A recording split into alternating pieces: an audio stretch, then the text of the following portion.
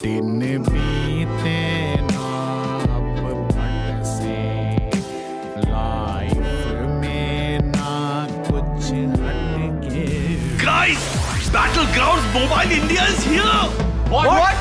Yes. Yes. Yes. अबे pre register करना पड़ता है यार।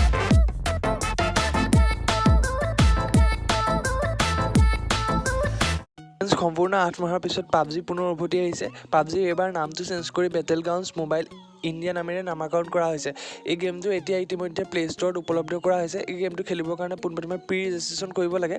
আপোনালোকক ডেছক্ৰিপশ্যনত লিংকটো দি দিয়া হৈছে। সেই লিংকটো ক্লিক কৰি আপোনালোকে প্ৰি ৰেজিষ্ট্ৰেশ্যন কৰি ল'ব পাৰে।